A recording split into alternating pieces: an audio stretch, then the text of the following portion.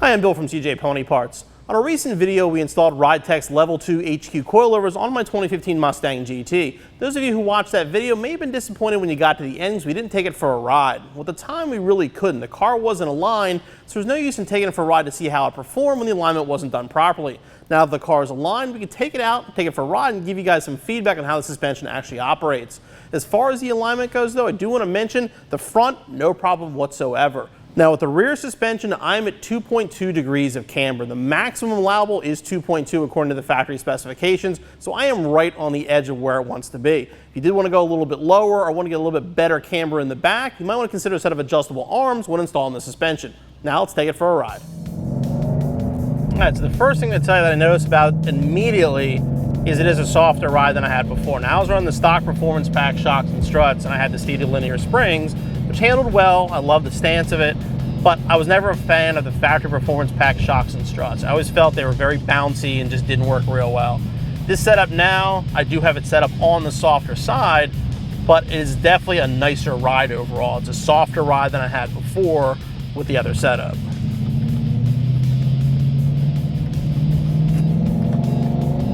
One thing I'm also very happy to report too is no noise, that you don't hear them at all. I mean, some people hear coilovers, they think they're going to hear them, and every time they hit a bump, no noise whatsoever from this setup.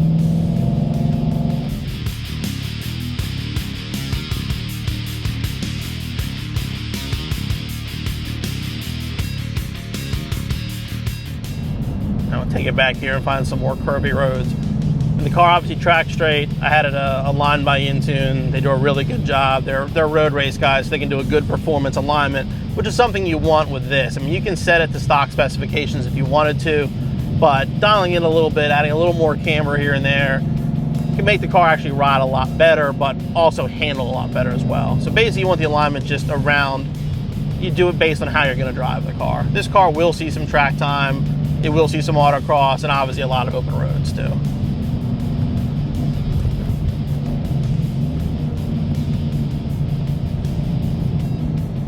Turning is tight. I mean, the car really, I mean, you just kind of, you turn the wheel and it is point and shoot.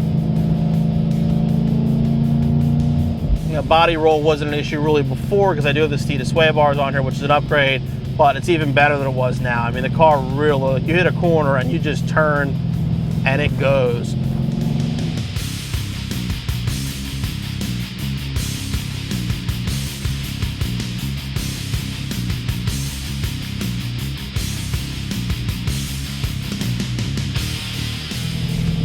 In the next couple weeks, I'll be putting about 7,000 to 8,000 miles on this suspension, so I'll definitely get a real feel for it. But as of now, I'm happy I did it. I like the way it rides. I love the performance of it. It feels great going into the corners. It feels nice and controlled.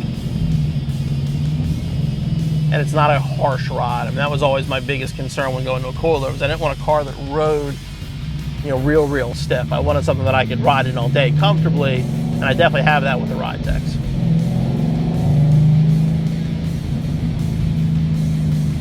And I'll be playing with the rebound adjustment too. Like I said, I have it on a softer setting now, and it feels amazing. I mean, it feels nice and tight in the corners. It feels nice and planted. Very little understeer with it. It really feels good.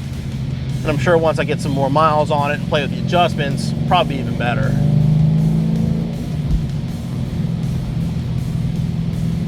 But for now, on the softer setting, the ride quality is more what I'm after at this point, and I'm very happy with it.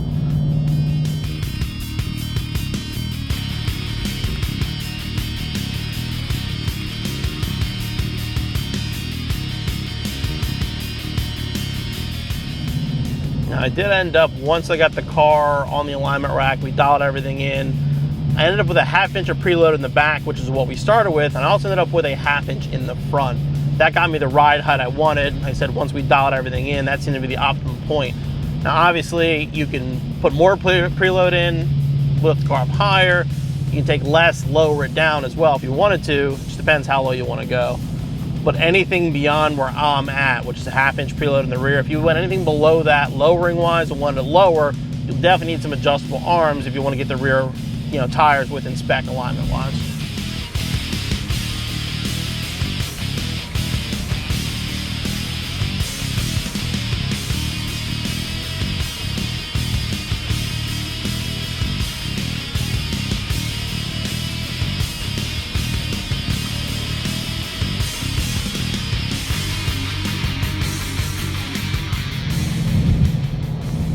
any little movement of the steering wheel, I mean, the car responds immediately.